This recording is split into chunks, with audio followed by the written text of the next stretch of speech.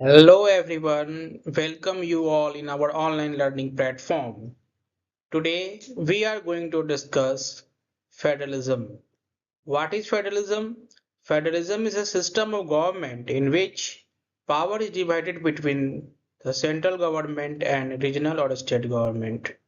Both level of government have independent power and responsibility.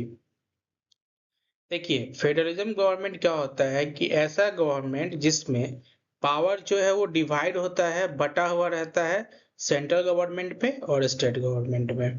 ठीक है। Federalism is a system of government in which power is divided into central and state. Okay. Example India, USA, Australia and Switzerland. The constitution divides power between different levels of government. Constitution होता है, what is constitution?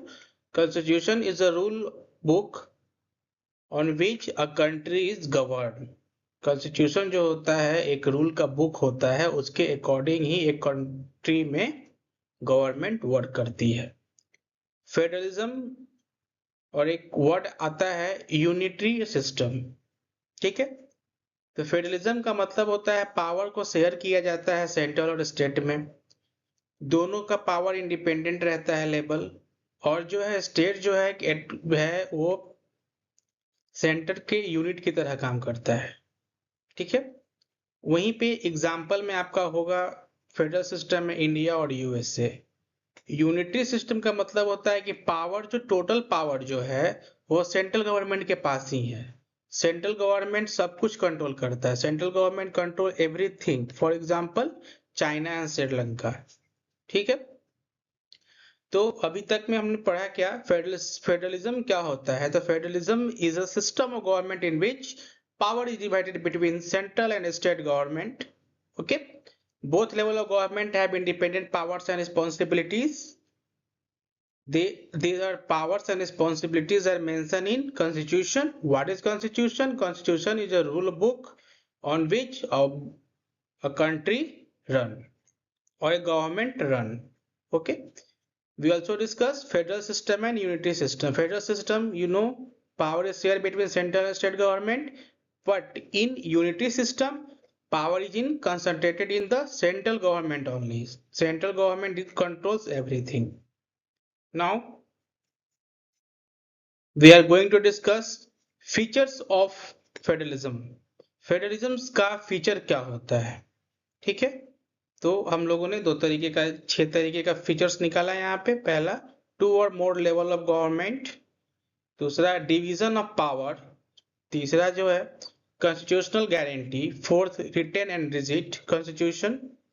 Fifth, independent judiciary. Sixth, financial autonomy. ठीक है। Features क्या है federalism का। तो पहला है कि 2 और 2 से ज्यादा लेवल ऑफ गवर्नमेंट होगा। हमारा देश फेडरलिज्म क्यों है? क्योंकि हमारे पास जो है गवर्नमेंट का 3 लेवल है। एक सेंट्रल, स्टेट, उसके बाद लोकल गवर्नमेंट। लोकल गवर्नमेंट में अर्बन और रूरल। ठीक है। दूसरा, डिवीजन ऑफ पावर हमारे। ठीक है। डिवीजन ऑफ पावर का मतलब क्या होगा? कॉन्स्टिट्यूशन में है क्लियर लिखा रहेगा कौन से गवर्नमेंट को क्या काम करना है, किसको किस सब्जेक्ट में बोलना है, किसको नहीं बोलना है, वो सारे कॉन्स्टिट्यूशन के अकॉर्डिंग ही चलता है। तो फेडरलिज्म का 2 फीचर्स हम लोगों ने पढ़ा है अभी तक। पहला, 2 और मोर लेवल ऑफ गवर्नमेंट। दूसरा, डिवीजन ऑफ पावर। जो तीसरा हम लोग पढ़ने जा रहे हैं वो है कॉन्स्टिट्यूशनल गारंटी। कॉन्स्टिट्यूशनल गारंटी क्या होता है? कोई चीज का गारंटी कॉन्स्टिट्यूशन से मिलता है उसको बोलते हैं। जैसे the constitution protect the power and existence of each level of government. हमारा जो कॉन्स्टिट्यूशन है वो हर लेवल ऑफ गवर्नमेंट का पावर को प्रोटेक्ट करता है। ठीक है। Fourth, written and rigid constitution.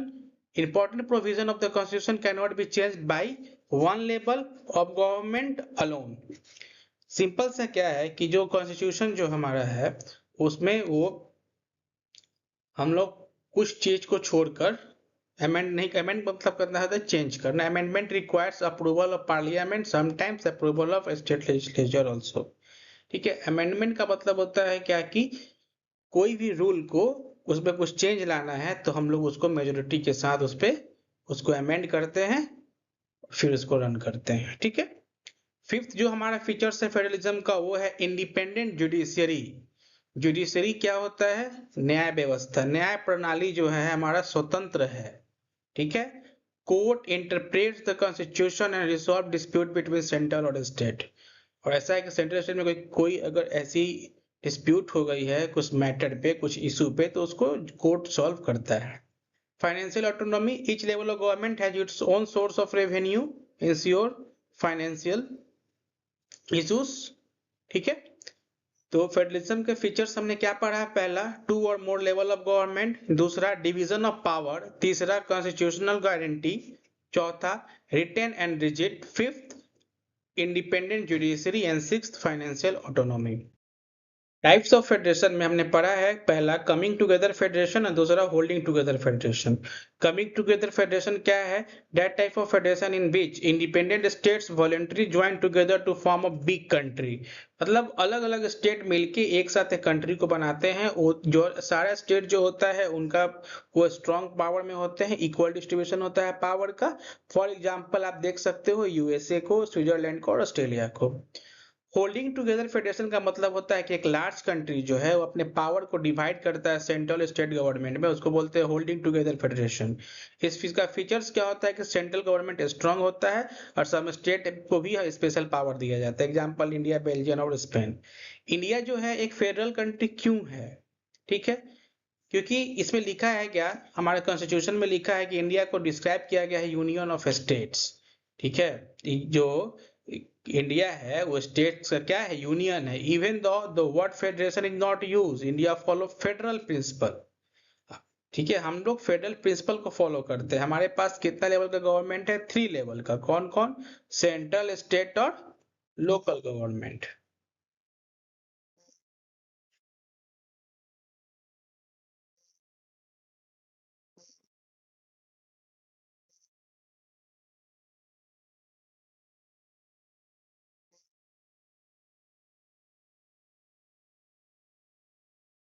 कौन कौन सा है? सेंट्रल और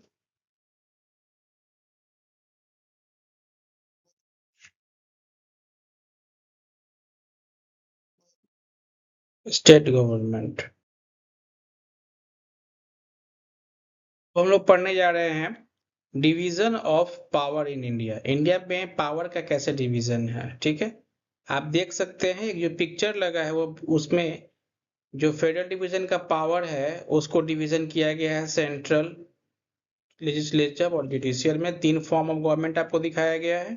डिवीजन ऑफ पावर, जो गवर्नमेंट का डिवीजन ऑफ पावर का 3 फॉर्म होता है ना, एग्जीक्यूटिव, लेजिस्लेचर और जुडिशियल, तीनों दिखा हुआ है। उसके बाद एक फेडरल गवर्नमेंट है, उनका काम क्या है? इन्फोर्स करना लॉ को, डिफेंड करना कंट्री को, manage public services, fund public services, manage economy, collect tax और manage public health. Division of power में हमारे पास, हमको कॉन्स्टिट्यूशन की तरफ से हम लोगों को 3 लिस्ट को पढ़ना है। एक यूनियन लिस्ट, दूसरा स्टेट लिस्ट, तीसरा कंकरेंट लिस्ट। ठीक है। उसमें जब हम लोग पढ़ने जाते हैं तो यूनियन लिस्ट में क्या पढ़ते हैं? तो ऐसा मैटर जो सीधा सेंट्रल, जिसपे वर्क करने के लिए सेंट्रल को ही पावर दिया गया है और ये पूरे कंट्री पे इसका इफेक्ट पड़ता है। ठीक है ना। एग्जाम्पल में क्या होगा? Defence, foreign, banking, currency, communication और law making authority to central government. ठीक है। उसके बाद हम लोग पढ़ते हैं एक स्टेट लिस्ट। स्टेट लिस्ट क्या होता है कि ऐसा सब्जेक्ट जिसमें ये पावर जो है स्टेट लेवल के पास, स्टेट गवर्नमेंट के पास होता है। फॉर एग्जाम्पल में आप ले लो police, agriculture, trade, commerce and that type of law making in which is essential for state government, and concurrent is that method which can be useful for both union and state. ये union state दोनों इसको enjoy करते हैं, इस power में को। ठीक है। कैन मेक, लोग कानून बना सकते हैं।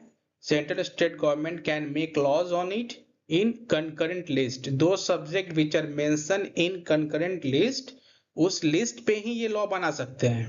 फॉर एग्जाम्पल आप ले लो, एजुकेशन पे लॉ बना सकते हैं, फॉरेस्ट पे, मैरिज पे, अडॉप्टेशन पे और ट्रेड यूनियन पे। इस पे सेंट्रल और स्टेट गवर्नमेंट दोनों को पावर है लॉ बनाने का।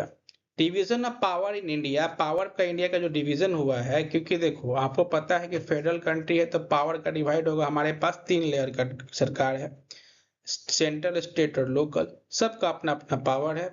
ठीक है, उसी में क्या है कि सेंट्रल स्टेट तो मेन हो गया, सेंटर, उसके बाद स्टेट हो गया, उसके बाद स्टेट के अंदर में पंचायती राज सिस्टम आ गया, जो 3 टायर सिस्टम पढ़ना था, पढ़ना है, आगे पढ़ाया जाएगा आपको। उसमें जो 3 लिस्ट पढ़ना है, तो 3 लिस्ट है, यूनियन लिस्ट, स्टेट लिस्ट और कंकरेंट लिस्ट। ठीक है, तो हम लोगों ने पढ़ लिया तीनों लिस्ट को। ठीक, अब हम लोग पढ़ते हैं constitutional amendment for federal structure. ठीक है, कॉन्स्टिट्यूशनल अमेंडमेंट क्या हुआ फेडरल स्ट्रक्चर में, तो 2 पार्टी मेजोरिटी चाहिए था पार्लियामेंट में, approval of at least half of the state legislature, this protect the federal structure of India. ठीक है ना, क्या होता है कि आपको कोई भी लॉ को पास करने के लिए, कोई भी कानून, कोई भी लॉ हो उसको पास करिएगा आप, तो 2/3 मेजोरिटी चाहिए पार्लियामेंट का। उसके बाद इसका अप्रूवल भी हाफ लेजिस्लेचर करें, तब ये प्रोटेक्ट करता है फेडरल स्ट्रक्चर को। ठीक है, ये क्वेश्चन है, how federalism is practised in India, federalism India में कैसे प्रैक्टिस किया जाता है, तो लिंग्विस्टिक रीऑर्गेनाइजेशन ऑफ स्टेट पे और लैंग्वेज पॉलिसीज पे। पहला, states were reorganized based on language. ठीक है, result administrative efficient improved, national unity become stronger. दूसरा, लैंग्वेज पॉलिसी, इंडिया के पास कोई नेशनल लैंग्वेज नहीं है। ठीक है, इंपॉर्टेंट पॉइंट क्या है कि हमारा ऑफिशियल लैंग्वेज, हम हिंदी इंग्लिश लिखते हैं लेकिन कोई नेशनल लैंग्वेज नहीं है, हिंदी हमारा ऑफिशियल लैंग्वेज है यूनियन का। ठीक, 22 लैंग्वेज जो है, हमारा जो शेड्यूल लैंग्वेज जो है 22, वो शेड्यूल्ड है लैंग्वेज में, हर स्टेट के पास अपना ओन ऑफिशियल लैंग्वेज है। और Hindi promotion continuous but can not B imposed on Hindi states, on non Hindi states. देखो हिंदी को हम लोग को प्रमोट करना है, चालू है, पर हम लोग थोप नहीं सकते हैं किसी नॉन हिंदी स्टेट्स पे, पर करना चाहिए। ठीक है, क्योंकि आपको भी पता है कि हिंदी लैंग्वेज से ही सारे लैंग्वेज निकले हैं, तो इसको थोड़ा हम लोग को पढ़ना चाहिए। उसके बाद आता है सेंट्रल स्टेट रिलेशंस, क्या होता है, one party dominance weakened federalism, later rise of regional party, formation of coalition government, result greater power sharing and more autonomy for the state.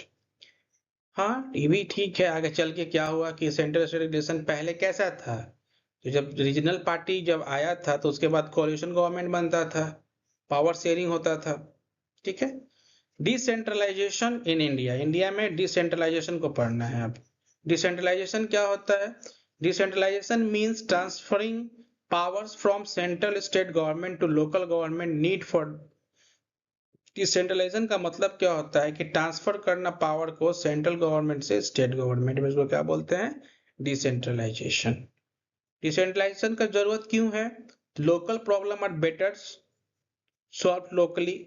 ठीक है, increase people's participation in governance, and 3, strengthen democracy at the grassroot level. Decentralisation में क्या होता है कि local problem को ही solve किया जाता है लोकली में ही, इंक्रीज करता है पीपल के पार्टिसिपेशन गवर्नेंस में, और स्ट्रेंथ करते हैं डेमोक्रेसी को ग्रासरूट लेवल पर।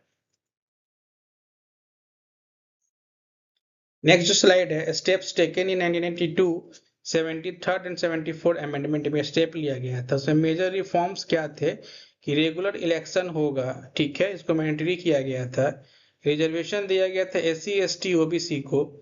ठीक है, और 1/3 रिजर्वेशन था वीमेन को, क्रिएट किया गया था स्टेट इलेक्शन कमीशन को, and 4th, power and revenue sharing for local bodies को भी पावर और रेवेन्यूज को शेयर किया गया, देने के लिए अधिकार दिया गया था। टुडे हमारे पास 36 लाख लोकल रिप्रेजेंटेटिव है इंडिया में, टोटल इलेक्टेड लोकल रिप्रेजेंटेटिव कितना है हमारे पास, 36 लाख। ठीक है, प्रॉब्लम क्या है लोकल गवर्नमेंट में कि ग्राम सभा not held regularly. Local government में क्या होता है कि ग्राम सभा जो होता है रेगुलर मीटिंग नहीं कर पाता है, लिमिटेड है, पावर लिमिटेड है, लैक ऑफ फाइनेंशियल रिसोर्सेस। ठीक है, फेडरलिज्म का ऑब्जेक्टिव क्या है, तो फेडरलिज्म का 2 ही ऑब्जेक्टिव लगता है मुझे, एक पहला यूनिटी ऑफ द कंट्री, से कंट्री का यूनिटी बना रहे, दूसरा एकोमोडेशन ऑफ रीजनल डाइवर्सिटी, जो रीजनल डाइवर्सिटी है उनका भी एकोमोडेशन बना रहे। यहाँ जो पिक्चर लगा है वो लोकल गवर्नमेंट के स्ट्रक्चर को दिखाता है, जैसा कि आप लोग देख सकते हैं, 2 तरीके है, एक रूरल और अर्बन है। रूरल मतलब गांव हो गया, ठीक है, ग्रामीण इलाका हो गया, और अर्बन मतलब शहरी का इलाका हो गया। तो रूरल में आते हैं, सबसे पहले देखते हैं ऊपर से तो जिला परिषद आता है जो डिस्ट्रिक्ट लेवल का है, ठीक है। उसके बाद आता है पंचायत समिति, फिर ग्राम पंचायत, ठीक है। फिर हम लोग आते हैं अर्बन में, तो अर्बन में म्युनिसिपल कॉर्पोरेशन या म्युनिसिपल काउंसिल, उसके बाद नगर पंचायत या वार्ड कमेटी।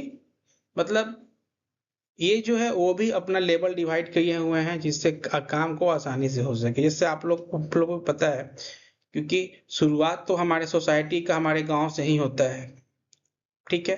तो वहां से रिप्रेजेंटेटिव सिलेक्ट होकर हमारे कंट्री में को रन करते हैं, ठीक है। ये जो है ग्रेड 10 का चैप्टर 2 है फेडरलिज्म। इसको अच्छे से आप लोगों ने पढ़ा, समझा, और कमेंट करके बताइए। कुछ भी प्रॉब्लम है फिर से आपको समझाया जाएगा अच्छे से। धन्यवाद।